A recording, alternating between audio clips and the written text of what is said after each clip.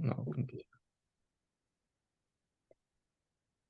Hello and welcome to LinkedIn Live or wherever you're watching this today. I'm chatting with Andrew Hayes, our senior project manager. He is somewhere warm and doing a great job with a new client that we have. Andrew, tell us what you're up to today. And I understand it's a IT strategic plan. You're just kicking off for this client in Florida, and what I want to talk to you today is just your initial reaction to what you found in the first couple of days in the discovery phase of this project. Absolutely. Thanks, AV. I'm happy to be here today. First thing I want to talk about is this 85-degree weather. Oh, So I man. noticed that you have a sweater on. It's been really, really nice down here. The scope of this project, we're doing a comprehensive IT assessment, that's going to result in a 3 to 5 year technology roadmap that's going to guide how this city is making their IT investments. It's going to end up, based on our discovery this week, I can see it's going to have impacts on their cybersecurity. It's going to have impacts on their IT organizational structure. And it also is going to, start to get into what their enterprise software systems look like going forward, which would be, the recommendation would be cloud-based software as a service. Mm-hmm. So, our team, Tyler Gallant is our project manager, Autumn Mantooth is our business analyst, and they've really started to get down to the nuts and bolts of what's going on here at this city. Not to say that it's nothing that we haven't seen before, but each city has its respective iniquities, their business processes, their business systems. The one thing that really sticks out to me, AV, is that there's a willingness to contribute. Honestly, that they really liked what we had to say in our kickoff about the good, the bad, and the ugly. Mm-hmm. For this particular organization, they have a new IT visionary, at the CIO IT director role. And he said in our meeting the other day, let's just be as honest as we can. If things are broken, we're not going to try to fix it. It's going to give us a good baseline to build this IT strategic plan from. Yeah. So That's pretty rare, isn't it? What's yeah. It's not always that you find an IT leader that actually says that to you. They may say it, but they mean it. That is correct. I mean, I can think back of projects where you and I have done where they said that's what they're doing, and they start trying to fix things, before the kickoff is even over, and the current state by the end of the project looks nothing like what it started out as. So there's been clear directives from the C-suite here at the city that any major engagements that were planned, pump the brakes. We're not starting anything new. If we're in the middle of something, let's finish it, but let's not start anything that could change the current state. So we're starting to get into cybersecurity related discussions about, the risk assessment. We've started talking about their enterprise software systems, what some of the shortcomings are, and like many cities that we see, folks have their arms around, the current state. They've worked very hard to establish the workarounds. There's hard copy paper. You've got people in the same role doing the same thing, but doing it differently. But we're starting to see, based on the visioning discussions, the gaps between the current state, the optimized future state. And I mean, the team's actually over to my right here, working on the current state. We just wrapped up our last meeting for this residency. So it's been an extremely productive week. And we just had our debrief with our project sponsor, and everybody is just excited, having gone through the discovery exercise as they were, when we kicked off earlier in the week. So you guys have spent almost a week there. Yes. And what comes next for that client? What's going to happen next? So, and that's a good question.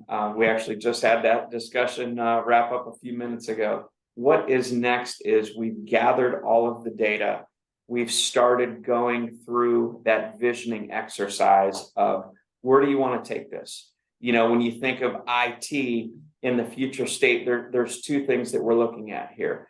IT as a strategic tool to positively impact operations, impact customer service, data-informed decision-making in real time. What tools do you need? The other thing is, with the functional departments as a consumer of IT services provided by information technology as a service provider. So we've talked about what types of service in the future are going to be in that service catalog. And we've also talked with the IT director about what does your IT services organization look like. And there's been discussions about, adding some additional staff. So they started that sketch today of, it looks like we're going to want to focus on cybersecurity. We're going to have folks focusing on network. As we're starting to go from on-premise to the cloud for our enterprise software solutions, we're going to want to have a systems analyst that is in touch with the end user community. And then obviously you've got your tier 1 and your tier 2 help desk support. So, in terms of what's next, Tyler and Autumn are aggregating all of our findings, looking for common themes, and they're starting to develop our gap analysis and our IT assessment report. And you're very familiar with our methodology. It's gather the data, analyze it, provide, our insight on where those gaps are. And then that leads us into development of the strategies, prioritizing those with the client in the form of our roadmap, and then ultimately delivering that tactical strategic plan that has an action plan for each strategy. So do you see a difference between an IT assessment and a digital transformation? And the reason I ask is a lot of what we typically do is outcome-based, meaning you have a certain older piece of software that is causing bottlenecks in your business processes, inefficiencies, and therefore you're not spending taxpayer dollars most efficiently. There's another layer of IT strategy and assessments that you've heard me say blinking lights before. How do you guys, how does your team, or how did your team go about identifying whether or not they have the right infrastructure and the servers and the firewalls and the switches in place to even get to the point where they can really leverage newer technology and automation? So what we've done is in addition to the boots on the ground here, Tyler's our project manager, Autumn's our business analyst, I'm the senior manager. We have also engaged Sarah Quisenberry, who Sarah is, while she is a project manager and she has the abilities as a senior business analyst as well, she also has that technical aptitude, and she comes from the infrastructure side. So we just had a call between Sarah and their IT team to start talking about their infrastructure, their cybersecurity, planning for the future. We specifically, for our cybersecurity risk assessments, AV, we use the National Institute for Standards and Technology. We use the NIST 22 point for our risk assessment, and it's typically a 2 to 3 session discussion with IT. So we had the first session, and we're starting to go through that. Sarah had us, request a tour. We actually went and saw the server room. We saw the switches. We've taken some photographs. We also talked with, our client's CIO, and he has presented us with a list of projects. They pertain to improvements in the infrastructure. They have gone through a migration from their on-premise legacy system to the cloud version. So we're looking at what are some of those key priorities for projects that are going on, and all of that will feed into that risk assessment. But you also you guys ran some you run some diagnostic scans using PDQ and Nessus. Has that happened yet, or is that down So the road? we've actually done the installation today, Okay. and the client is going to be running those tomorrow. And then we have a meeting with Sarah and the team on Monday and on Tuesday to start taking a look at that. And what that's going to do, AV, is that's going to identify what are the assets that we have on the network, what are the applications. We can start to see the firmware, we can see the operating systems that are on our servers to see, where some of the holes might be. Right. That can potentially expose us to cybersecurity risks. Okay. And typically in your experience, an assessment of this kind, obviously we give our clients the low-hanging fruit, like here's the gaping holes in your security. You can fix it now, don't wait for our reports. But in your experience, what tends to become like the longest pole in the tent as far as modernization is concerned? So the longest pole in the tent is going to be enterprise software replacement.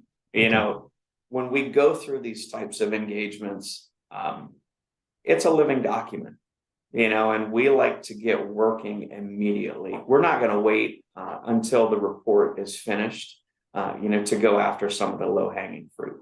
I can tell you that for this particular client, we have already started discussing preparing for enterprise software replacement.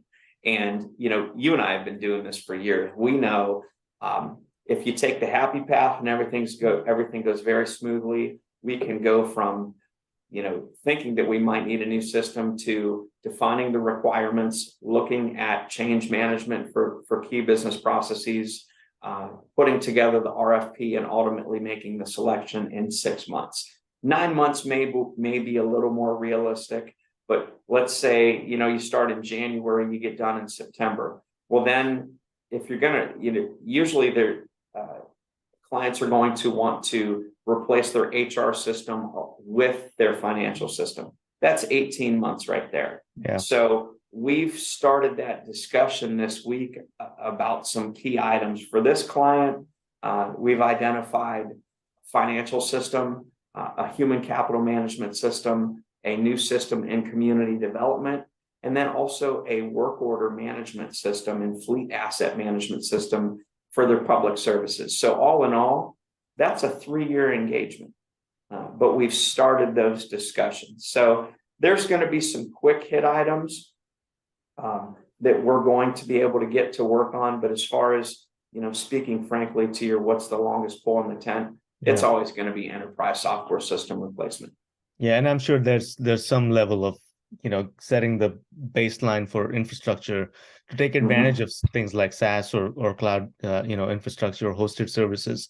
What I've also seen typically is email systems. They tend to be on premise or in someone else's cloud, but it's not best practice, which today is, either the Google Suite or Office 365. What are you seeing in most of your clients?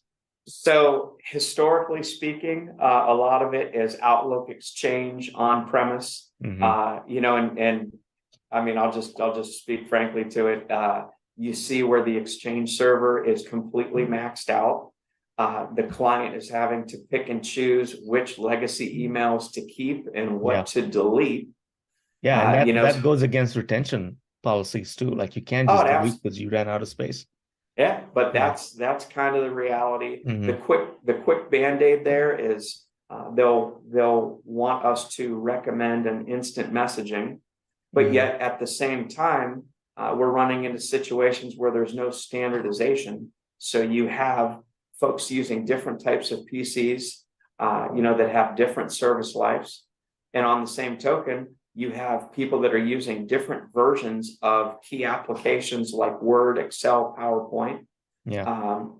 So you can kind of get everything all at the same time if you look at moving to like a cloud-based software as a service version of Office 365 that's going to standardize all your applications. It's going to enable you to migrate your email to the cloud, and you're not necessarily going to run into the storage spaces that you do with an on-premise Exchange server that's out of life. So fortunately, at this client, they've already done that migration to the Okay, great. cloud. Yeah. They have, Office 365.